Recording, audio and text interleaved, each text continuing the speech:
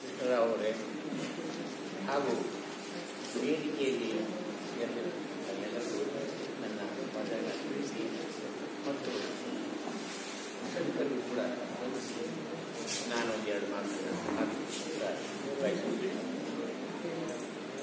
ಅವರು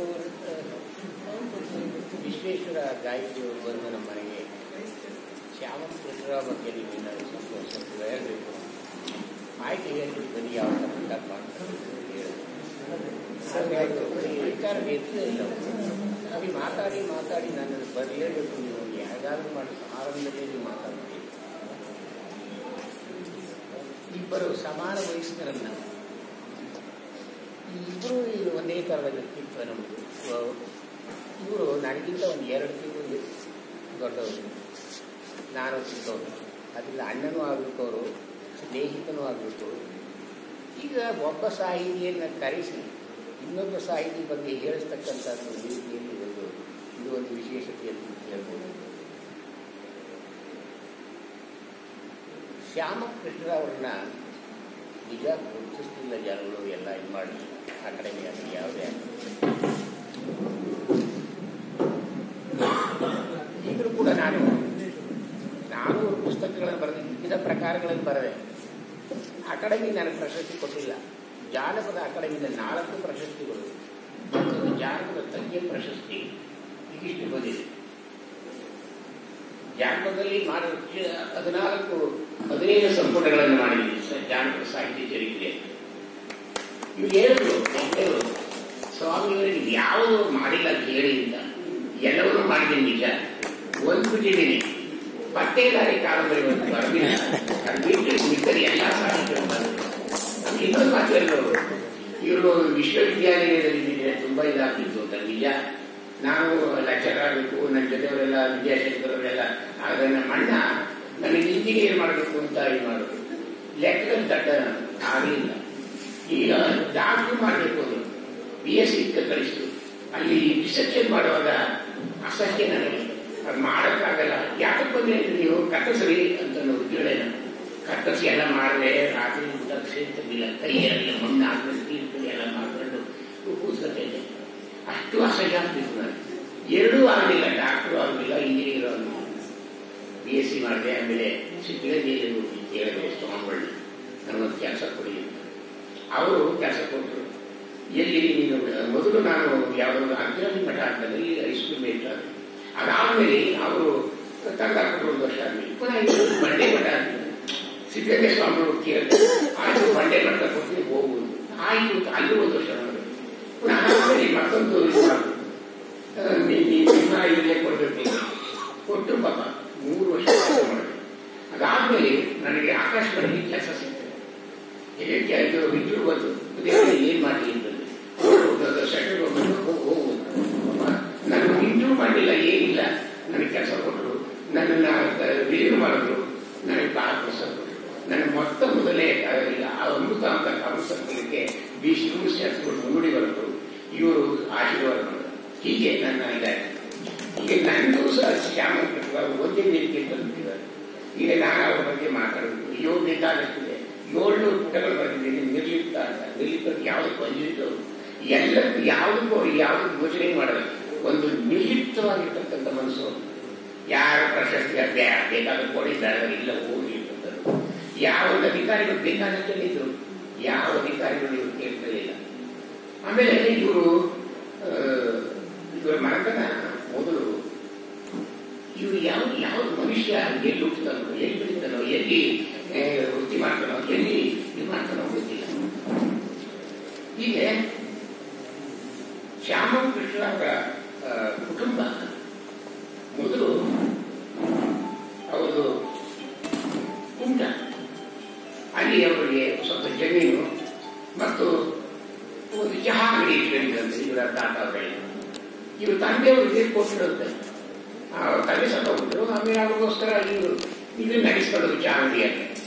ಇವರ ಮಾಡಿಲ್ಲ ಅವರು. ಇವರು ಯಾವಾಗಲೂ ಬಹಳ ಸಂಗೀತ ಹುಚ್ಚು, ನಾಟಕ ಹುಚ್ಚು, ಯಕ್ಷಗಾನ ಹುಚ್ಚು. ಆಮೇಲೆ ಇವರು ಎಲ್ಲ ಇದು ಹರಿಶ್ಚಂದ್ರ ಕಾವ್ಯಂತೆ, ಲಕ್ಷ್ಮೀಶ ಜೈಮಿನ್ ಭಾರತಂತೆ, ಕೌಶಿಕರ ರಾಮಾಯಣ ಅಂತೆ, ಇದು ಎಲ್ಲವನ್ನು ಓದ್ತಿದ್ರಂತೆ. ಓದ್ತಿದ್ದಾಗೆಲ್ಲ ಬಂದು ಅಕ್ಕಪಕ್ಕವರೆಲ್ಲ ಸೇರ್ತಾರೆ, ಕೇಳ್ತಿದ್ರು. ಅವ್ರು ಓದಿದ ಶೈಲಿ ಸಾಮಾನ್ಯವರು ಷಟ್ಪದಿ ಕಾಲದಲ್ಲಿ ಹೆಚ್ಚು ಓದ್ತಿದ್ರು. ಅವ್ರು ಓದ ಶೈಲಿಯೆಲ್ಲ ಈ ಯಕ್ಷಗಾನ ಶೈಲಿಯಲ್ಲಿ ಹಾಡ್ತಾರಲ್ಲ ಆ ಶೈಲಿಯಲ್ಲಿ ಹಾಡ್ತಿದ್ದಾರೆ. ಅವರು ಒಂದು SLC ಓದಿದ್ರು ಅಷ್ಟೇ. ಸರಿ, ಅವರು ಇದನ್ನ ಮಾಡ್ತಿಲ್ಲ. ಯಾವಾಗಲೂ ಒಂದು ಸೈಕಲ್ ತಗೊಂಡು ಸೈಕಲ್ಗೆ ಕಟ್ಟಿಕೊಂಡು ಒಂದು ಪೆಟ್ಟಿನ ಇದ್ದು ಬೆಟ್ಟದ್ದು ಅದರೊಳಗೆಲ್ಲ ಸಾಮಾನ್ಯ ಇಟ್ಕೊಂಡು ಹೋಗೋದು. ಯಾವ ಮಕ್ಕಳನ್ನ ಇಸ್ಬಿಟ್ಟು ಅಂಗಡಿಗೆ ಚಾ ಅಂಗಡಿಗೆ ಹೋಗ್ತಿದ್ರು. ಆಮೇಲೆ ಇವರು ನಮ್ಮ ಶ್ಯಾಮನ್ ಕೃಷ್ಣ ಅವರು ಒಬ್ಬ ಲೇಖಕರಾಗಿರ್ತಾರೆ. ಅವರು ಹೇಳ್ತಾರೆ, ನನ್ನ ತಂದೆಯವರ ಯಕ್ಷಗಾನ ಬರಲು, ಯಕ್ಷಗಾನ ಕುಡಿದ್ರು, ಯಕ್ಷಗಾನದಲ್ಲಿ ಕಾವಲಿ ತಂದು. ಸರಿ ಆಯಿತು. ಇವರು ತಮ್ಮ ಬೆಳಗಾವಿನಲ್ಲಿ ಹುಟ್ಟಿದ್ರು ನಮ್ಮ ಶ್ಯಾಮನ್ ಕೃಷ್ಣ ಅವರು. ಹುಟ್ಟಿದ್ದು ಬೆಳಗಾವಿ, ಬೆಳೆದದ್ದು ಸಿದ್ದಾಪುರ, ಆಮೇಲೆ ಕೆಲಸಕ್ಕೆ ಹೋದದ್ದು ಗೋವಾ, ಆಮೇಲೆ ಈಗ ನಿವೃತ್ತ ಜೀವನ ನಮ್ಮಿದ್ದು. ಮತ್ತೆ ಮರಳಿ ಗೂಡಿಗೆ ಬಂದರು ಶ್ಯಾಮಕೃಷ್ಣ ಅವರು. ಕೃಷ್ಣರವರು ಬಹಳ ಸೌಮ್ಯ ವ್ಯಕ್ತಿ, ಯಾರು ಹಿಂಸೆ ಕೊಡೋರಲ್ಲ, ಎಲ್ಲರೂ ನಗರಂತ ಮಾತಾಡೋರು. ಅವ್ರು ನೋಡಿದ್ರೆ ನಾನು ಮತ್ತೊಂದು ಇವರು ನೋಡಿದ್ರು ನೂತನ ಪತ್ರಿಕೆ ಸಂಪಾದಕರಾಗಿದ್ರು. ನಾನು ಯಾವಾಗ ಹೇಳಿದ್ರು, ಈ ಇದನ್ನ ಏನು ಕಾಲೇಜಲ್ಲಿ ಪ್ರೊಫೆಸರ್ ಆಗಿದ್ರೆ ಲೆಕ್ಕರಿದ್ದೆ, ಆಸೆ ಇತ್ತು, ಆಗಲಿಲ್ಲ ನನಗೆ. ಆದರೆ ನನ್ನ ಆಸೆಯನ್ನೆಲ್ಲ ಆಕಾಶವಾಣಿ ಬರ್ತಕ್ಕಂಥ ಶ್ರೋತೃಗಳಿಗೆಲ್ಲ ಕೊಟ್ಟು ಹೊಸದನ್ನೆಲ್ಲ ತರಿಸಿ ತಿಂಡಿ ಅವರನ್ನ ಒಂದು ರೂಪ ಕೊಟ್ಟು ಅವ್ರು ಬ್ರಾಡ್ಕಾಸ್ಟ್ ಮಾಡ್ತಿದ್ದೆ. ಎಂತೆಂಥ ವಿದ್ವಾಂಸರು ಕೂಡ ಈ ಒಬ್ಬರು ಬಂದರು ಎಲ್ಲಿ ನಮ್ಮ ಗುಲ್ಬರ್ಗ ಆಕಾಶವಾಣಿ. ಯಾವುದೋ ಒಂದು ಪರ ಸರಿ ಇಲ್ಲ, ತಪ್ಪು ಹೇಳಿದೆ. ನಾನು ಬೇಕಾದಷ್ಟು ಚಿಂತನೆ ಕೊಟ್ಟಿದ್ದೀನಿ, ಯಾರು ನನ್ನ ಕೇಳಿದ್ದೀನಿ, ಇಲ್ಲ ನೀವು ಕೇಳಿ ಸರಿ ಇಲ್ಲ, ತಪ್ಪು ಇರುವುದು ಡಿಕ್ಟರಿ ತಗ ತೋರಿಸ್ತೆ, ಮುಂಚಿನ ಕೊಡ್ತಾರೆ. ಇನ್ನೊಂದು ಪ್ರೊಫೆಸರ್ ಬಂದರು, ಇನ್ನೊಬ್ಬರು ಸಂಸ್ಕೃತರು ರೂಢಿ ಬರೆಯಕ್ಕೆ ಬಂದಿಲ್ಲ. ರೂಢಿ ಬರೆದಿದೆ. ಸರ್, ನಾನು ಕನ್ನಡದವರು, ಜನಕವರು, ನಾನು ತಪ್ಪಲ್ಲಿ ಸಂಸ್ಕೃತ ಪ್ರೊಫೆಸರ್ ರೂಢಿ ಬರೀಬೇಕಲ್ವ. ಹೀಗೆ ಅನೇಕ ಜನರು ಬಂದರು. ಅವನ್ನೆಲ್ಲ ತಿದ್ದಿದ್ದೀನಿ. ದೊಡ್ಡ ದೊಡ್ಡ ವಿದ್ವಾಂಸರನ್ನೆಲ್ಲ ತಿಳಿದಿದ್ದೀನಿ. ದೊಡ್ಡ ದೊಡ್ಡ ಮಾತಾಡಕ್ಕೆ ಬಂದಿರ್ತಕ್ಕಂಥ ಮಿನಿಸ್ಟ್ರುಗಳನ್ನೆಲ್ಲ ರೆಕಾರ್ಡ್ ಮಾಡ್ತೀವಿ, ಜಡ್ಜಸ್ಗಳೆಲ್ಲ ರೆಕಾರ್ಡ್ ಮಾಡ್ತೀವಿ. ಅವ್ರು ಚಿಕ್ಕಕ್ಕೆ ಹೋಗಬಾರ್ದು, ಜಡ್ಜಸ್ಗಳು ಮಾತಾಡಬಾರ್ದು, ಮತ್ತು ಈ ಪೊಲಿಟಿಷಿಯನ್ ಮಾತಾಡ್ತಿರ್ಬಾರ್ದು. ಅವ್ರು ಹೇಳಿದ ಕೇಳ್ಕೊಂಡು ಅವ್ರೆಲ್ಲ ಹೀಗೆ ಆಯಿತು. ಒಬ್ಬರು ಜಡ್ಜಿನ ರೆಕಾರ್ಡ್ ಮಾಡಿದ್ರೆ ಅಲ್ಲಿ ಜನತಾ ಪಾರ್ಟಿಗಳು ಏನೋ ಒಂದು ಮಾತು ಸರಿ ಬದುಕದ ಸಡನ್ ಎಜುಕೇಶನ್ ಇದು ಎಡಿಟ್ ಮಾಡ್ತೀನಿ, 2 ಮಾರ್ಕ್ಸ್ ಮಾಡಿ ಹಾಕೊಳ್ಳೋದು ಸರ್ ಹೆಚ್ಚಾಯ್ತಲ್ಲ ಅಂತ ಅದೇ ನಮ್ಮ ಮಾಡ್ಬೇಕು. ಸರಿ, ಆಮೇಲೆ ಏನು ಮಾಡೋದು, ಆ ಜಡ್ಜು ಇವರು ನಮ್ಮ ಸ್ಟೇಷನ್ ಇಟ್ಟು ಹಾಗೆ ಇಟ್ಟುಬಿಟ್ಟೆ, ಟಿಕೆಟ್ ಮಾಡಿಬಿಡಿ, ಹಾಗೆ ಇಟ್ಬಿಟ್ಟೆ. ಅವ್ರು ಫೋನ್ ಮಾಡಿದ್ರು, ಸರ್ ನಾನು ತಿಳಿಸ್ತೀನಿ ಸರ್, ಹೀಗೇ ಹೇಳ್ತೀನಿ. ಒಬ್ಬರು ಸ್ವಾಮಿಗಳು ಹೇಳಿಸ್ತು, ನಾನು ಏನು ಬರಲಿ, ನಾನು ಇಟ್ಕೊಂಡಿರ್ತೀನಿ, ಹೀಗೆಲ್ಲ ಆಗುತ್ತೆ. ಒಂದು ಜಡ್ಜಿನ ಕಾಣಿಸ್ಬೇಕಾದ್ರೆ ಭಾಳ ಕೇಳ್ಕೊಳ್ಳೋದಿರ್ಬೇಕು. ಅವ್ರು ಹೇಳಿದ್ಮೇಲೆ ಬ್ರಾಡ್ಕಾಸ್ಟ್ ಮಾಡಲೇಬೇಕಾಗುತ್ತೆ. ಅದಕ್ಕೋಸ್ಕರ ಆ ಥರ ಇಕ್ಕಟ್ಟಿಸ್ಬೇಕು ಇಷ್ಟ ಆಗುತ್ತೆ. ಶ್ಯಾಮನ್ ಕೃಷ್ಣ ಅವರು ಹೀಗೆಲ್ಲ ಆಯ್ತಲ್ಲ, ಇವ್ರಿಗೆಲ್ಲ ಭಾಳ ಹುಚ್ಚು. ನನಗೆ ನಾನು ಬೇಸಿಕ್ ಕೆಲಸಕ್ಕೆ, ಇವರು ಬೇಸಿಕ್ ಕೆಲಸಕ್ಕೆ, ಇವರು ಕೂಡ ಪತ್ರಿಕಾರಾಗಿರ್ಬೋದು, ನಾನು ಆಕಾಶವಾಣಿ ಸೇರಿದೆ. ಇವರು ಕೂಡ ಬಡತನದಲ್ಲಿ ಬಂದವರು, ನಾನು ಕೂಡ ಬಡತನದಲ್ಲಿ ಬಂದವರು. ಇವರು ಕೂಡ ಬೇಕಾದಷ್ಟೇ ಉಪಕಾರ ಮಾಡೋದು, ನಾನು ಕೂಡ ಉಪಕಾರ ಮಾಡಬೇಕು. ಸಾಹಿತ್ಯದಲ್ಲಿ ಇರಲಿ, ಪ್ರಶಸ್ತಿಗೋಸ್ಕರಲಿ, ಒಂದ ಎರಡು ಶ್ಯಾಮನ್ ಕೃಷ್ಣ ಮಾಡೋದು ಒಬ್ಬ ಸಾಮಾನ್ಯವಾದ ಬರೀ SLC ಓದೋದು. ಅವ್ರು ಸಿದ್ಧಾಪುರ ಓದ್ಮೇಲೆ ಅವ್ರು ಏನು ಮಾಡಿದ್ರು, ಈ ನಡತಾಯಿ ಇವರು ತಾಯಿ ತೀರೋಗ್ಮೇಲೆ ಇವ್ರ ತಂದೆಯವರು ಎಲ್ಲೆಲ್ಲೇ ಹೋಗ್ಬಿಟ್ರು. ಬೇಜಾರಾಗುತ್ತೆ. ಎಲ್ಲಿ ಕೇರಳಕ್ಕೆ ಮತ್ತು ಕಲ್ಕತ್ತಾ, ಅಲ್ಲೇ ಮಾಯಾ ಮಂತ್ರ ಮಠ ಇದೆಲ್ಲ ಕಲಿತು ಜ್ಯೋತಿಷ್ಯ ಎಲ್ಲರೂ ಕಲಿತು ಕುತ್ತರಿಗೂ ಕಲಿತು ಮಾಡ್ತಿರುತ್ತೆ. ಆದರೆ ಅವರು ಆ ಕೆಲಸ ಮಾಡ್ತಿರ್ಲಿಲ್ಲ. ಇವರು ಬೇಕಾದಷ್ಟಕ್ಕೆ ಈ ಜಡ್ಜಿಯವರಿಗೆ ಇವ್ರಿಗೆ ಎಲ್ಲ ಅವರ ಇದನ್ನೆಲ್ಲ ಹೇಳ್ತಕ್ಕಂಥದ್ದು ಅವರ ಭವಿಷ್ಯ ಅವರು ಇದಾಗ್ತಾರೆ ಅಂತ ಹೇಳಿದ್ರು ನಿಜವಾಗಿರುತ್ತೆ. ಆದ್ರೆ ಈ ಥರ ಇದಾದ್ರು ನಾನು ಕೇಳ್ತಿರ್ತೀನಿ ಶ್ಯಾಮಕೃಷ್ಣ ಅವರು ಕೇಳಿದೆ, ಸರ್ ನೀವು ಯಾಕೆ ಕಲೀಲಿಲ್ಲ ಅದನ್ನ ಅಂತ. ಅದ್ಯಾಕೋ ಸ್ವಾಮಿ ಕಲೀಲಿಲ್ಲ, ನಾನು ಬೇಕಾಗಿಲ್ಲ. ನಮ್ಮ ತಂದೆಯವರು ಇವರು ಕೊನೆಗೆ ಏನು ಮಾಡ್ತಾರೆ, ಇನ್ನೊಂದು ಮದುವೆ ಹಾಕೊಂಡ್ಬಿಡ್ತಾರೆ. ಮಲತಾಯಿ ಬರ್ತಾರೆ, ಆಗೋದಿಲ್ಲ, ಜೀವನ ಮಾಡೋಕ್ಕಾಗಲ್ಲ, ಕಷ್ಟನ ಬರ್ತದೆ, ಕಷ್ಟ ಆಗ್ಬೋದು. ಏನು ಮಾಡಿರ್ತಾರೆ, ಬೀಳ್ತಾರೆ, ಬರೀ ನಾಟಕ ಬಣ್ಣ ಹಾಕ್ತಿದ್ರು, ಎಲ್ಲನೂ ಮಾಡ್ತಿದ್ರು. ಸರಿ ಹೋದ್ರು, ಎಲ್ಲಿ ಏನು ಮಾಡೋದಿಲ್ಲ.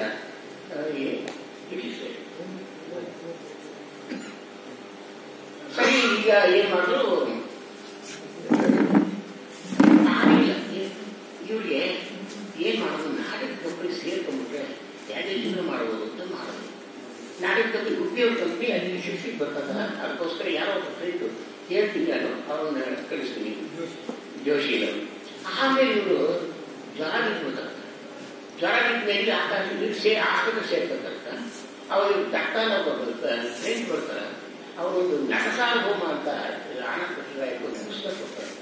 ಆ ಪುಸ್ತಕ ಓದ್ತಾರೆ. ಸಾವಿರ ಪುಸ್ತಕ ಅದು ಓದಿದ ಮೇಲೆ ಅವ್ರ ಜ್ವರ ಹಿಡಿತು, ಹುಚ್ಚು ಹಿಡಿತು. ಬೇಡಪ್ಪ, ಈ ನಾಟಕ ಕಂಪನಿನೂ ಬೇಡ, ಏನು ಬೇಡ. ಆಮೇಲೆ ನಮ್ಮ ಇವ್ರಿದ್ದಾರಲ್ಲ, ನಮ್ಮ ರಾಮಕೃಷ್ಣ ಹೆಗಡೆಯವರ ತಾಯಿಯವರು ನಮ್ಮೂರಿನಲ್ಲಿ ಅಳವಡಿ ಅಂತಿದ್ದಲ್ಲ, ಅಲ್ಲಿ ಹೋಗಿ ನೀನು ಒಂದು ಶಾಲೆ ಮಾಡು, ಮಕ್ಕಳಿಗೆ ಪಾಠ ಮಾಡಬಹುದು ಅಂತ. 25 ವರ್ಷ ಆಗಿಲ್ಲ, ಮೀಸೆ ಬರ್ತಿಲ್ಲ, ಏನ್ ಮಾಡ್ತಾರಂತ. ನೀವು ಆಗ ಪಾಠ ಮಾಡೋ ಶಕ್ತಿ ಇತ್ತು, SLC ಓದಿದ್ರಲ್ಲ, ಮಾಡ್ತಾ ಇದ್ರು.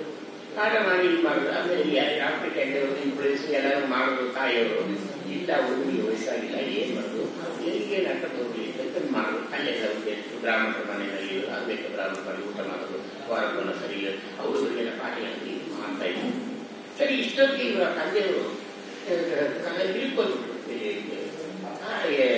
ಗೋವಾಕ್ಕೆ. ಆಗ ಮಗನ ಕನಿಷ್ಠ ಬಾಯ ನಿಮ್ಮ ಮನೆಗೆ ಇಲ್ಲಿ ನಾನು ಇಲ್ಲಿ ಇತ್ತು. ಆಗ ಇದಕ್ಕೆ ಬೇಕಾಗಿತ್ತು, ಕೆಲಸ ಇಲ್ಲ, ಸಂಬಳ ಇಲ್ಲ, ಏನು 25 ರೂಪಾಯಿ ಸಂಬಳ. ಆ ಸಂಬಳದಲ್ಲಿ ಏನಾಗುತ್ತೆ? ಆ ಕಾಲದಲ್ಲಿ 25 ರೂಪಾಯಿ ಹೆಚ್ಚು. ಆಮೇಲೆ ಇಲ್ಲ, ನಾನು ಬರ್ತೀನಿ ಬಿಟ್ಟು ಹೋದ್ರಿ. ಅಲ್ಲಿ ಇವರು ಮತ್ತು ತಂದೆಯವರು ಕನ್ನಡಕ್ಕೋಸ್ಕರ ಕನ್ನಡ ಶಾಲೆ ಮಾಡಿದ್ರು. ಕನ್ನಡದ ಇದು ಶಿಕ್ಷಕ ಅನೇಕ ಉರ್ದು ಶಾಲೆ ಮಾಡಿದ್ರು, ಮರಾಠಿ ಶಾಲೆ ಮಾಡಿದ್ರು, ಕನ್ನಡ ಶಾಲೆ ಮಾಡಿದ್ರು. ತಾವು ಹಿಂದಿ ಪರೀಕ್ಷೆ ಮಾಡ್ತಿದ್ರು. ಸಾಮಾನ್ಯದಲ್ಲ, ಹಿಂದಿ ಮಾಡಿದ್ರು, ಕನ್ನಡ ಜ್ಞಾನ ಮಾಡಿದ್ರು. ಅದಾದ್ಮೇಲೆ ಇದು ಮೈಸೂರು ಯೂನಿವರ್ಸಿಟಿ MA ಮಾಡಿದ್ರು, ಅದಾದ್ಮೇಲೆ B.Ed ಮಾಡಿದ್ರು, MA ಮಾಡಿದ್ರು. ಇದೆಲ್ಲ ಮಾಡ್ಕೊಂಡು ಮೇಲ್ಟಾಗಕ್ಕೆ ಲಾಯ್ಕಾಗಿದ್ರು. ಪ್ರೈಮರಿ ಸ್ಕೂಲ್ ಸಿಕ್ಬಿಡ್ದವ್ರು ಹಿಂದಿ ಓದ್ಕೊಂಡಿದ್ರಲ್ಲ, ಪ್ರೈಮರಿ ಸ್ಕೂಲ್ ಒಂದು ಹಿಂದಿ ಮೇಲ್ಟಾಗಿ ಸೇರ್ತಾರೆ. ಹಾಗೆ ಅವರು ಈ ಸ್ಕೂಲ್ ಕೂಡ ಮಾಡಿದ್ರು. ಕನ್ನಡ ಸಂಘ ಸಂಸ್ಥೆ ಮಾಡಿದ್ರು, ಕನ್ನಡ ಸಂಘವರು ಓಪನ್ ಮಾಡಿದ್ರು. BC ಮೂರ್ತಿಗಳು ಕರೆದು ಅವರನ್ನ ಉದ್ಘಾಟನೆ ಮಾಡ್ತಿದ್ದು ಗ್ರಂಥಾಲಯ ಮಾಡಿದ್ರು. ಗ್ರಂಥಾಲಯದಲ್ಲಿ ಸುಮಾರು 600 ಪುಸ್ತಕ ಕೊಟ್ಟರೆ 2500 ಪುಸ್ತಕಗಳು ಕಲೆಕ್ಟ್ ಮಾಡಿದ್ರು. ಗ್ರಂಥಾಲಯ ಓಪನ್ ಮಾಡಿದ್ರು. ಆಮೇಲೆ ಸೊಸೈಟಿ ಮಾಡಿದ್ರು ಶಿಕ್ಷಕರಿಗೆಲ್ಲ.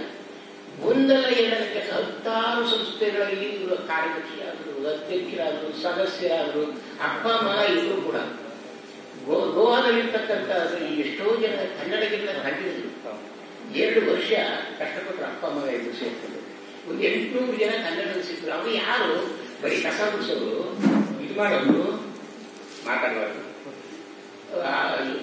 ಅಂಥವ್ರನ್ನೆಲ್ಲ ಸೇರಿಸಿ ಶೆಡ್ಯೂಲ್ ಕ್ಯಾಸ್ಟ್, ಶೆಡ್ಯೂಲ್ ಟ್ರೈಬ್ ಅಂಥವ್ರನ್ನೆಲ್ಲ ಸೇರಿಸಿ ಇವರು ಪಾಠ ಮಾಡಬೇಕು. ಪಾಠ ಮಾಡೋರಿಗೆಲ್ಲ ಅಂತ ಒಂದು ಬಾಡಿಗೆ ಮನೆ, ಆ ಬಾಡಿಗೆ ಮನೆಯವರು ಬೇರೆ ಜಾತಿ 4 ಬೇರೆ ಸೇರಿಸ್ತಿದ್ರು. ಏನೋ ಮಾಡಿ ಪಾಠ ಹೇಳೋದು. ಆ ಪಾಠ ಹೇಳೋಕೆ ಹುಡುಗರುಗಳು ಆಸಕ್ತಿ ಇಲ್ಲ, ಅಥವಾ ದುಡ್ಡು ಇಲ್ಲ, ಏನಿಲ್ಲ.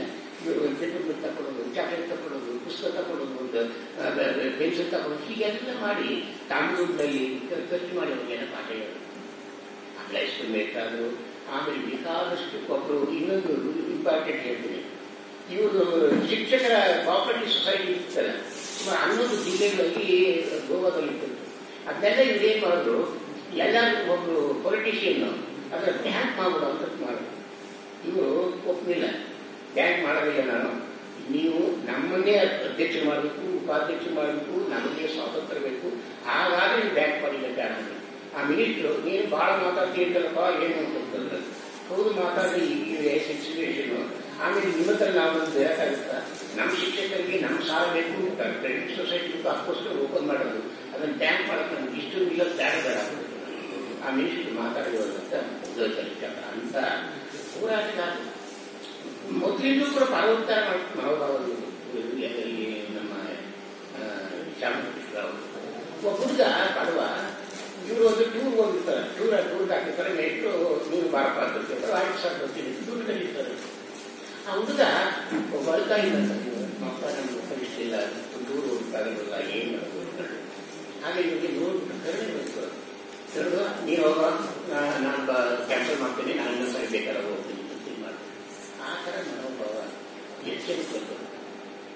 ಇವ್ರ ತಂದೆಯವರು ಇವ್ರನ್ನ ಸಾಹಿತ್ಯ ಮಾಡಬೇಕಾದ್ರೆ ಅವ್ರಿಗೆ ಸಾಹಿತ್ಯದ ಶಕ್ತಿ ಇತ್ತು. ಬರೆದಿದ್ರು, ಏನ ಯಕ್ಷಗಾನ ಬರೆದ್ರು, ನಾಟಕ ಮಾಡಿದ್ರು, ಇದು ಮಾಡಿದ್ರು, ಎಲ್ಲ ಇದು ಮಾಡಿಬಿಟ್ಟು ಊರು ತಿರುಗಿದ್ರು, ಏನೇನೋ ಮಾಡಿದ್ರು.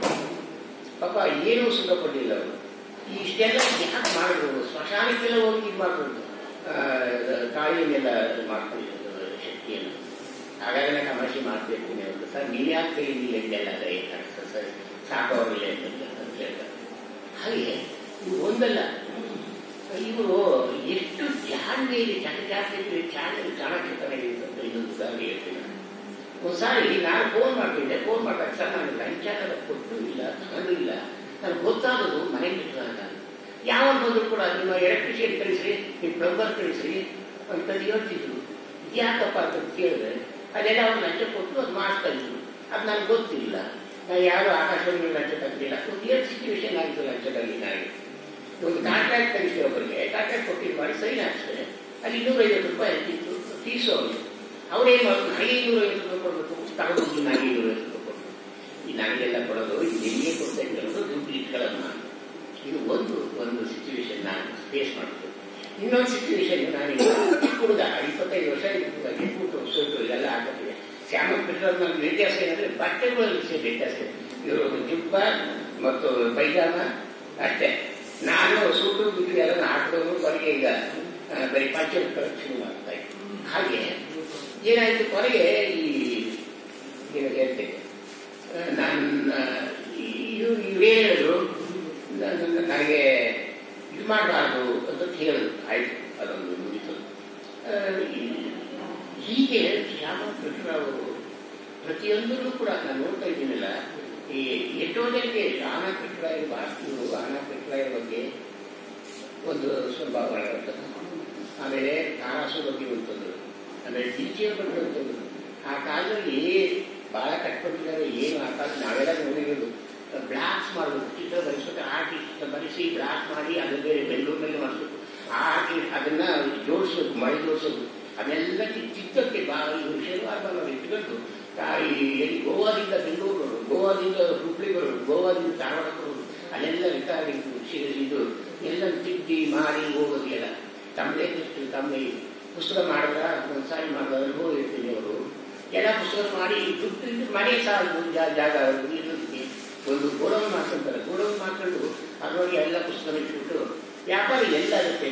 ನಾನು ಕೂಡ ಊರಲ್ಲಿ ರೈತರು, ಪಬ್ಲಿಷರು, ಡಿಸ್ಟ್ರಿಬ್ಯೂಟರು ಎಲ್ಲ ಮಾಡಿ ಪುಸ್ತಕಗಳನ್ನ ಒತ್ತಿ ಅಂಗಡಿಗಳು ಮಾಡ್ತೀವಿ. ಹಾಗೆ ಅವ್ರಿಗೆ ಆಗ್ತಿರ್ಲಿಲ್ಲ. ಗೋವಾದಲ್ಲಿ ಹೆಂಗ್ ಮಾಡ್ತಾರೆ ಪಾಪ, ಅಲ್ಲಿ ಕನ್ನಡ ಇದಿಲ್ಲ, ಮಿಷಿನ್ಗಳಿಲ್ಲ, ಕನ್ನಡ ಯಂತ್ರಗಳಿಲ್ಲ. ಅಂತ ಕಾಲದಲ್ಲಿ ಇವರೆಲ್ಲ ಕಷ್ಟಪಟ್ಟು ಎಲ್ಲ ಮಾಡಿ ಏನು ಮಾಡ್ತಾರೆ. ಒಂದು ದಿವಸ ಕಾಲೇಜ್ ನೋಡ್ತಾರೆ ಪುಸ್ತಕಗಳನ್ನ, ಏನು ಓಪನ್ ಮಾಡೋ ತಕ್ಷಣ ಎಲ್ಲ ಮಣ್ಣು ಬಂದಿದೆ, ಎಲ್ಲ ಗೆದ್ದಿರುತ್ತೆ ಎಲ್ಲ ಅಂತ. ಇದು ಬಾಡಿಗೆ ಕೊಟ್ಟದಂತೆ. ಅದನ್ನು ತಗೊಂಡೋಗೋದಕ್ಕೋಸ್ಕರವಾಗಿ 1000 ರೂಪಾಯಿ ಖರ್ಚು ಮಾಡಬೇಕು ಪಾಪ ಟೆಂಪೋದಲ್ಲಿ ಹಾಕ್ತಾರೆ. ಆಮೇಲೆ ಆ ಪುಸ್ತಕನ ಯಾರ್ಯಾರು ಎಲ್ಲೋ ಒಂದು ಚೌರದಂಗಡಿ ಇರ್ತೀವಿ ಪುಸ್ತಕ. ಸ್ವಾಮಿ ನಿಮ್ದು ಚೌರದಂಗಡಿ ನೋಡದೆ ಇದ್ರಂತ.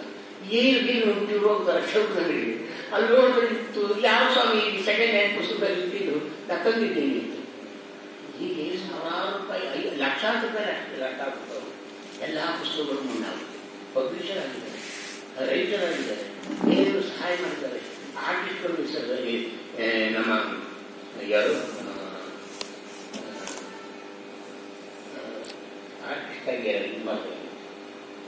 ಆರ್ಟಿಸ್ಟ್ಗಳಿಗೆಲ್ಲ ಪ್ರೋತ್ಸಾಹ ಕೊಡಿಸಿದ್ದಾರೆ, ಸಹಾಯ ಕೊಡಿಸಿದ್ದಾರೆ ಸರ್ಕಾರದಿಂದ. ಆರ್ಟಿಸ್ಟ್ಗಳಾಗಿ ಒಂದು ಮಾತೇನು ಸಾಕು, ಮಿನಿಸ್ಟ್ರುಗಳೆಲ್ಲ ಕೇಳ್ತಿದ್ರು. ಇವರೆಲ್ಲ ಏನು ಮಾಡಿ ಬೇಕಾದ್ರೆ ವಿಜಯಭಟ್ನವರೆಲ್ಲ ಗೊತ್ತಿತ್ತು. ಗೋವನ್ನ ಇವ್ರು ಹೇಳಿದ್ರು ಕರ್ನಾಟಕ ಸೇರಿಸ್ಕೊಡೋ ಮಾತಂತ ಹೇಳಿದ್ರು. ಇಲ್ಲ ಬೇಡ, ಇದು ಹಂಗೆ ಇರಲಿ ಸರ್ ಅಂತ ಕೇಳಿದ್ರು. ಇದು ಇನ್ನಿಷ್ಟ ಏನೇ ಅದು ಹುಡುಗರು ಪಾಪ ಸಣ್ಣ ಹುಡುಗರು. ಆಯ್ತು ನೀನು ಏನ್ ಮಾಡೋದು, ಬೇಡ ಸರ್ ಅದು ಹಂಗೆ ಇರಲಿ, ಇಂಡಿಪೆಂಡೆಂಟ್ ಆಗಿ ಅದನ್ನ ಮಹಾರಾಷ್ಟ್ರದವರು ತಾವು ತಗೋಬೇಕು ಯೋಚನೆ ಮಾಡಿದ್ರು. ಅದನ್ನೆಲ್ಲ ತಪ್ಪಿಸಿ ಎಲ್ಲ ಮಾಡೋದು. ಕನ್ನಡ 40 ವರ್ಷಗಳು ಇದರಲ್ಲಿ ಎಲ್ಲ ಇದ್ದಿತ್ತು. ಕೊನೆಗೆ ಇವರು ನಮ್ಮ ಬೆಂಗಳೂರು ಮರಳಿ ಮನೆಯವರು, ಮರಳಿ ನಮ್ಮ ಗೂಡಿಗಳು ಅಲ್ವಾ ಅಂತ ಈಗ ನೀವು ಜೀವನ ಸುಖವಾಗಿದ್ದಾರೆ. ಅವ್ರ ಆಸೆ ಇತ್ತಂತೆ ಕನ್ನಡದ ನಾನು ಇರಬೇಕು, ಅಲ್ಲಿ ಕೆಲಸ ಮಾಡಬೇಕು, ಅಲ್ಲಿ ಜನರು ಒಂದು ಇದು ಮಾಡಬೇಕು ಎಲ್ಲ. ಆದರೂ ಕೂಡ ಬಂದು ಹೋಗಿ ಬೇಕಾದಷ್ಟು ಹಣ ಕೃಷ್ಣಾಯ ಮನೆಗೆ ಎಲ್ಲರೂ ತಿಂತು, ಎಲ್ಲರೂ ಚೆನ್ನಾಗಿ ಬರ್ತಿತ್ತು ಪರಿಚಯ ಇತ್ತು. ಇವ್ರಿಗೆ ಭಾಳ ಗುರುಗಳು ಯಾರು ಹಣ ಕೊಡ್ತಾರೆ. ಹಣ ಇವರು ಒಂದು ಇದನ್ನು ಮಾಡ್ತಾರೆ, ಏನು ಪುಸ್ತಕವನ್ನ ಮಾಡ್ತಾರಲ್ಲ ಇವರು, ಆ ಪುಸ್ತಕವನ್ನು ಅವರ ಸಭಾವನ ಗ್ರಂಥ ಅದನ್ನ ಇವ್ರು ಏನ್ ಮಾಡೋದು, ಈ ಸಂಸ್ಥೆಯಿಂದ ಪಬ್ಲಿಷ್ ಮಾಡೋದು. ಮಾಡಿದ್ರೆ ಏನಂದ್ರು ಸದಸ್ಯರಿಗೆ ಹೇಳಿದ್ರು, ನಾನು ಮಾಡ್ತೀನಿ ಪುಸ್ತಕವಿಲ್ಲ, ಇದನ್ನು ಬಂದಂತ ಜಾಗವನ್ನೆಲ್ಲ ಹಣ ಕಿಟ್ಟರಾಗಿ ಕೊಟ್ಟರು, ಅವರು ಒಳ್ಳೆ ಸಾಹಿತ್ಯ ಅವರು ಬರ್ಕೊಂಡಿರ್ತಾರೆ ಅಂತ ಹೇಳ್ತಾರೆ. ಸದಸ್ಯರು ಒಪ್ಪಿಲ್ಲ. ಇವರು ಅದನ್ನು ಪ್ರೆಸೆಂಟೇಷನ್ ಕೊಟ್ಟು ಬರ್ತಾರೆ. ಆಮೇಲೆ ಅವರು ಪುಸ್ತಕ ಮಾಡೋಕ್ಕಾಗಲಿಲ್ಲ, ಅವ್ರ ನಿಪುಣರು ಕೇಳ್ತಾರೆ, ಅವರು ಎಲ್ಲರೂ ಮಾಡಿ ಏನೋ ಒಂದು ಸಂಘ ಸಂಸ್ಥೆಗೆ ಮಾಡ್ತಾರೆ. ಇದು ಕೂಡ ಅವರು ಒಂದಲ್ಲಿ ಹೆಲ್ತಿಯವರು ಕೂಡ ತೆಗೆಯೋದಿದ್ರು, ಬರೆಯೋರು ಬಿಡ್ತಿತ್ತು, ಕೆಲಸ ಕೊಡ್ತಿದ್ರು. ಅದು ಕೂಡ ಬೇಡ ಅಂದರು. ಅವರು ಬಹಳ ಕಷ್ಟಪಟ್ಟಿದ್ದಾರೆ. ಇವ್ರೇನು ಸಾಮಾನ್ಯದವರೆಲ್ಲ ಕಷ್ಟಪಟ್ಟಿದ್ದಾರೆ. ಹೆಲ್ತಿಗೆ ನಾನು ಕೊಡ್ತಿದ್ದೆ, ಅವರು ಕೊಟ್ಟಿದ್ದಾರೆ. ಬಂದವರಿಗೆಲ್ಲ ಕೊಡುವುದು, ಕಾಫಿ ಕೊಡೋದು, ಟೀ ಕೊಡೋದು, ಊಟ ಕೊಡೋದು, ಬಂದನ್ನ ಎಲ್ಲ ಸಾಹಿತ್ಯಗಳು ಬರೆದು ಮಾಡಿ 4 ದಿನ ಇರ್ತೀನಿ, ದುಡ್ಡು ಸಾಲಲ್ಲ. ಇವ್ರು ಏನೇನು ಸಾಹಿತ್ಯ ಸಂಘದಲ್ಲಿ ಕೊಡ್ತಾರೆ, ಅಲ್ಲೆಲ್ಲ ದುಡ್ಡು ಕಟ್ ಮಾಡ್ಕೊಂಡು ಹೋಗ್ತಾರೆ. ಪುನಃ ಮುಂದೊಂದು ತಿಂಗಳು ಸಾಲ ಕಟ್ಟಬೇಕು. ಇದ್ದಿದ್ದರೆ ಎಲ್ಲರೂ ಇಬ್ಬರು ಇಂಜಿನಿಯರ್ ಓದ್ತಾ ಇದ್ದಾರೆ.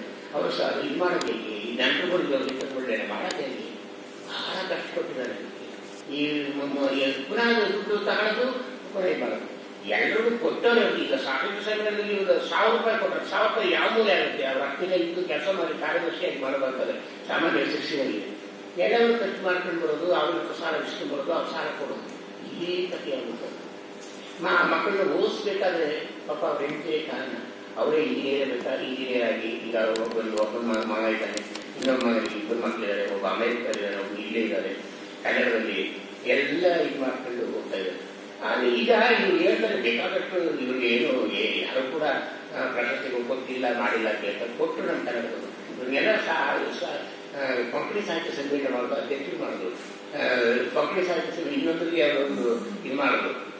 ಆಮೇಲೆ ಇವರು ಗೋವಾಕ್ಕೂ ಕರ್ನಾಟಕಕ್ಕೂ ಬಾಂಧವ್ಯ ನಿರ್ಮಿಸಬೇಕು ಅಂತ ಬಹಳ ಕಷ್ಟಪಟ್ಟು ಗೋರ್ಕರ ಕೈನ ಕೇಳ್ತಾರಲ್ಲ, ನೀವು ಬಂದು ನೀವು ಒಂದು ಸಾಹಿತ್ಯ ಕನ್ಸಿಮೆಂಟ್ ಅಧ್ಯಕ್ಷ ಆಗಿ.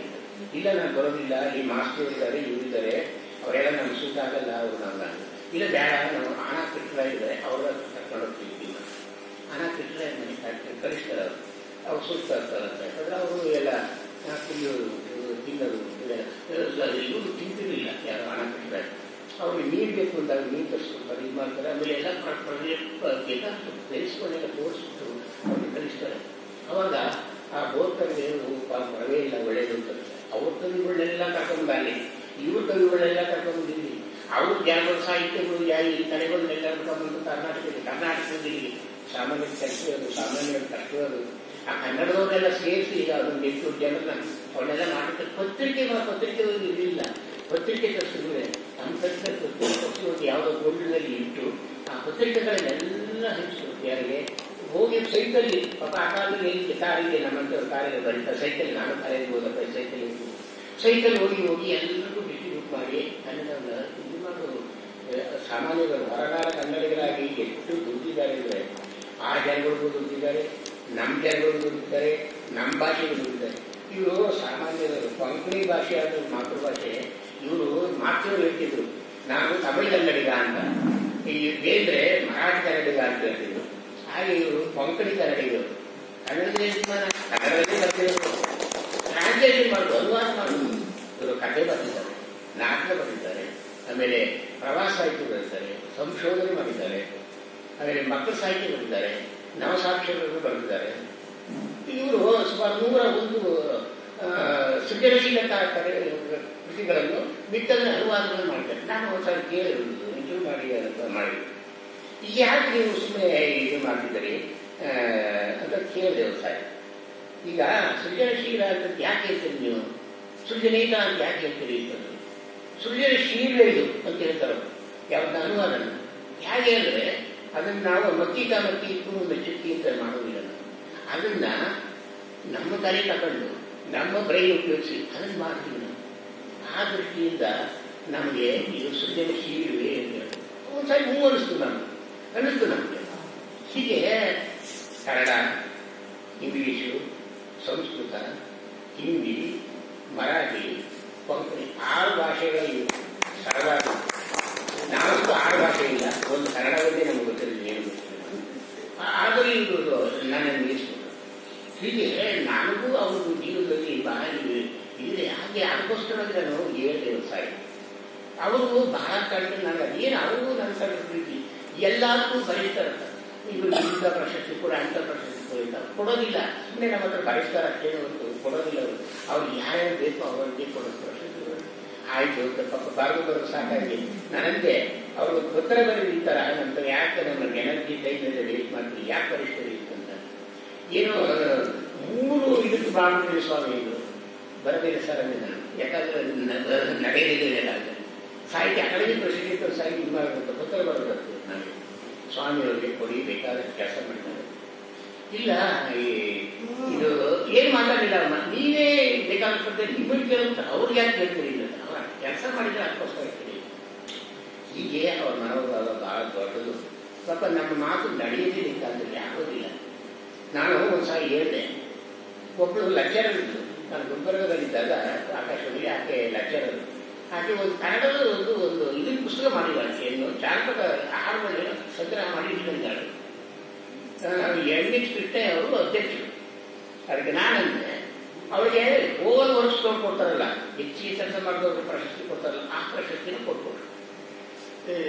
ನಾನು ಫೋನ್ ಮಾಡಿದೆ, ಸ್ವಾಮಿ ನೀವು ಅವಳಿಗೆ ಪ್ರಶಸ್ತಿ ಕೊಟ್ಟಿದ್ದಾರಲ್ಲ, ಅವ್ರು ಏನು ಕೆಲಸ ಮಾಡಿದ್ದಾರೆ ಅಂತ ಕೊಟ್ಟಿದ್ದಾರೆ, ಏನು ಪುಸ್ತಕ ಬರೆದಿದ್ದಾರೆ ಅಂತ ಕೊಟ್ಟಿದ್ದಾರೆ, ಎಷ್ಟು ಪುಸ್ತಕ ಬರೆದಿದ್ದಾರೆ. ಅದು ಸ್ವಾಮಿಯವರೇ ಅವರು ಇದು ಮೀಟಿಂಗಲ್ಲಿ ಕಾರ್ಯಕಾರಿ ಸಮಿತಿಯಲ್ಲಿ ಗುಲ್ಬರ್ಗದವರು ನಮ್ಮ ಅವ್ರಿಗೆ ಕೊಡಬೇಕು ಅನ್ಸುತ್ತಾರೆ, ಅವ್ರಿಗೆ ಕೊಡಬೇಕು ಸಾಹಿತ್ಯ ಮಾಡ್ತಿದ್ದ ರೆಸಿಗ್ನೇಷನ್ ಕೊಟ್ಬಿಡಬೇಕಾಗಿತ್ತು. ಈಗ ನಮ್ಮ ಶ್ಯಾಮಕೃಷ್ಣ ಅವರು ನನಗೊಂದು ಪ್ರಶಸ್ತಿ ಕೊಡಬೇಕು ಬಹಳ ಟ್ರೈ ಮಾಡಿದ್ರು, ಸಾರಿ ಸ್ವಾಮಿ ನಿಮ್ಗೆ ಆರಾಮ ಪ್ರಶಸ್ತಿ ಕೊಡ್ತೀನಿ ಆಗಲಿಲ್ಲ. ಇವರು ಫ್ರೆಂಡೇ ಇನ್ನೊಬ್ರು ಅವರು ಕೂಡ ನನಗೆ ಹೇಳಿದ್ರು ನಿಮಗೆ ಕೊಡಿಸ್ಬಿಡ್ತೀನಿ. ಅವರು ಯಾರು ಏನೂ ಬರೀತಕ್ಕಂಥ ಒಬ್ಬನ್ನ ಸೆಲೆಕ್ಟ್ ಮಾಡಿಬಿಟ್ಟು ಮಾಡಿದ್ರು. ಈಗ ರೆಸಿಗ್ನೇಷನ್ ಕೊಟ್ಬಿಟ್ರು ಅವರು, ಬೇಡ ನನಗೆ ನೀವು ಇದ್ದವರಿಗೆಲ್ಲ ಪ್ರಶಸ್ತಿ ಕೊಡ್ತಿದ್ದಾರೆ ಇದು ಮಾಡಿ. ಕೊನೆಗೆ ಅವ್ರ ಮಗಳ ಇದು ಮಾಡಿ ಕೊನೆ ಅದು ನೆಕ್ಸ್ಟ್ ಇಯರು ಪುನಃ ಬರಬೇಕು ನೀವು ನಮ್ಮ ಸಂಸ್ಥೆಗೆ ಕರೆದು ಮಾಡಲು ಕೊಡಿಸು ಅಲ್ಲ ನಾನು ಕೊಟ್ಟಂತ ಹೇಳೋದು. ಅವರಲ್ಲಿ ಅಷ್ಟೊಂದು ಸೇವಾ ಮಾಡಬಹುದು ಮತ್ತು ಪರೋಪಕಾರ ಮಾಡಬಹುದು.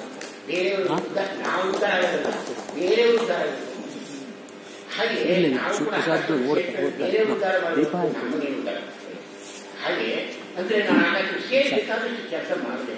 ಮತ್ತು ಆಕಾಶವಾಣಿ ನಮ್ಮ ಇವನ್ನ ಫಸ್ಟ್ ನೂತನ ಪತ್ರಿಕೆ ಬಂದಿದ್ದಾರೆ, ಅವರ ಚಿಂತನೆ ಮಾಡಿದೆ, ಟ್ಯಾಕ್ ಮಾಡಿದೆ, ಚಿಂತನೆ ಮಾಡಿದೆ, ಸುದರ್ಶನ ಮಾಡಿ, ಹೀಗೆ ಅನೇಕ ಕೆಲಸಗಳನ್ನ ಮಾಡಿದೆ. ಬೇಕಾದಷ್ಟು ನನಗೆ ನಿರ್ಲಿಪ್ತ ಇರ್ತಕ್ಕಂಥ ಒಂದು ಪುಸ್ತಕ 700 ಪುಸ್ತಕಗಳ ನಿಮ್ಮ ಬಗ್ಗೆ ನಾನು ಬರೆದಿದ್ದೀನಿ. ಅದನ್ನ ಅದನ್ನು ನೋಡಿದ್ರೆ ಎಲ್ಲ ಸಿಗುತ್ತೆ ಅವರು ಆದ್ರೆ ಒಂದು ಬರೀಲಿಲ್ಲ. ಆತ್ಮಕಥನ ಒಂದು ಯಾಕೆ ಸಹ ಬರೀಲಿ, ರಿಟರ್ನ್ ಮಾಡಿ ಅದನ್ನೊಂದು ಟೈಪ್ ಹಾಕ್ಕೊಡೋದು ಹೇಳಿದೆ. ಇಲ್ಲ ಸ್ವಾಮಿ ಜ್ಞಾಪಿಸ್ಕೊಂಡು ಬರೀಬೇಕು, ಅದರಿಂದ ಏನು ಬೇಡ ನಾನೇ ಬರೀತೀನಿ. ಯಾವಾಗ ಬರೀತಾರೋ ಗೊತ್ತಿಲ್ಲ, ಶಕ್ತಿ ಕಮ್ಮಿ ಆಗ್ತಾ ಇದ್ದಾರೆ ಎಲ್ಲ. ಹಾಗೆ ಈಗಲೂ ಕೂಡ ನಾನು ನನಗೆ ಕಾಲೊಂದು ನಡೆಯಕ್ಕೆ ಶಕ್ತಿ ಇರಬೇಕು ಹೊತ್ತು ಬುದ್ಧಿಶಕ್ತಿ ಎಲ್ಲ ಚೆನ್ನಾಗಿದೆ. ಈಗಲೂ ಕೂಡ ಇನ್ನೊಂದು ಮಹಾಕವಿ ಶಕ್ತಿಯೊಂದು ಮೊದಲು ರಾಜಶೇಖರಿ ವಿಲಾಸವನ್ನು ಕಾಲ ಬರೀಬೇಕು. ಯಾಕಂದ್ರೆ ಬೇರೆ ಅರ್ಥವೇ ಆಗಲ್ಲ, ನನಗೂ ಅರ್ಥವಾಗಲ್ಲ. ಆ ಪಂಡಿತ ಚೆನ್ನಪ್ಪ ಎಸಿದವರು ಹೇಳ್ತಾರೆ, ಅವ್ರಿಗೂ ಕೂಡ ನನಗೆ ಅರ್ಥವಾಗಿಲ್ಲ. ಅಧ್ಯಕ್ಷ ಕೇಳಿದೆ, ಅವ್ರು ಕೇಳಿದೆ, ಇದು ಕೇಳಿದೆ, ಟ್ರಾನ್ಸ್ಲೇಷನ್ ಮಾಡಿ ಅಂತ ಹೇಳ್ತಾರೆ. ಬರೀ ವರ್ಣನೆಗಳು ಯಾರು ಹೋಗ್ತಾರೆ, ಯಾರು ಕೇಳ್ತಾರೆ, ಹಿಂಗಿರ್ತಾರೆ ಮತ್ತು ತಂತ್ರಜ್ಞಾನ. ಆದ್ರಿಂದ ಅದನ್ನು ಮಾಡಬೇಕು. ಅದಾದ್ಮೇಲೆ ಅವರು ಕಿರಾತಾರ್ಜುನಿಗೆ ಕಾರಣಿಕರಿಗೊಂದು ಇದು 2 ತುಲನಾತ್ಮಕ ವಿವೇಚನ ಮಾಡಿ ಬೇಕಾದಷ್ಟು ಕಷ್ಟಪಟ್ಟು ಅದನ್ನ ಏನೇನೋ ಮಾಡಿ ಅದೊಂದು ಕಾರಣದಲ್ಲಿ ಬರ್ತದೆ. ಅದಾದ್ಮೇಲೆ ಅಶ್ವತ್ಥಾಮರು ಅದು ವಿಸ್ತರಿಸಿಲ್ಲ, ಒಂದು ಪಾಠ ಅಷ್ಟೇ ಇಲ್ಲಿ ಸಾಧನೆ ಪಡಿಸಿದ್ವಿ, ಅದನ್ನು ತಗೊಂಡು ಇನ್ನೊಂದು ಪಾಠ ತರಬೇಕು, ಏನು ಸಿಗಲಿಲ್ಲ. ಆಮೇಲೆ ಅವ್ರ ಮಗಳನ್ನೇ ಕೇಳಿ ತರಿಸಿ ಅದನ್ನು ಕೂಡ ಮಾಡಿ ಈ ಬಸವಣ್ಣವರು ಒಂದು ಕಾದಂಬರಿ ಸೆಲೆಕ್ಷನ್ 3 ಮಹಾಕಾದಂಬರಿಗಳನ್ನ ಮಾಡಿದೆ. ಹೀಗೆ ಇನ್ನೂ ಕೆಲಸ ನಡೀತಾ ಇದೆ. ಇನ್ನೂ ಒಂದು ಮದುವೆಯಿಂದ ಕಾದಂಬರಿ ಬರೀತಾ ಇದ್ದೀನಿ, ಒಂದು ಓದ್ತಾ ಇದ್ದೀನಿ. ನಾನು ಕೂಡ ಕೆಲಸ ಮಾಡ್ತಾ ಇದ್ದೀನಿ. ಶ್ಯಾಮಕೃಷ್ಣ ಕೂಡ ಅವರು ಅನೇಕ ಪುಸ್ತಕಗಳನ್ನು ನಾನು ಕೂಡ ಅವರನ್ನ ತರ್ಕ ಮಾಡಿಸಿ ಮಾಡಿ ಎಲ್ಲ ಮಾಡಿ ಪ್ರೋತ್ಸಾಹ ಕೊಟ್ಟು ನನಗೆ ಅವ್ರು ಪ್ರೋತ್ಸಾಹ ಕೊಡ್ತಾರೆ, ನಾನು ಅವ್ರು ಪ್ರೋತ್ಸಾಹ ಕೊಡ್ತಾರೆ. ಹೀಗೆ ನಾನು ಶ್ಯಾಮಕೃಷ್ಣ ನನ್ನ ಸಂಬಂಧ ಹೇಳ್ಬೇಕಂದ್ರೆ ಬಹಳ ಕಷ್ಟ. ಇನ್ನು ಹೆಚ್ಚಾಗ್ತದೆ ಟೈಮ್, ಅದರಿಂದ ಏನೋ ನಾಲ್ಕು ಮಾತಾಡಿರೋದು ಅಡ್ಡೆ ಗೊತ್ತು, ಏನಿಲ್ಲ. ಎಲ್ಲರಿಗೂ ನಮಸ್ಕಾರ.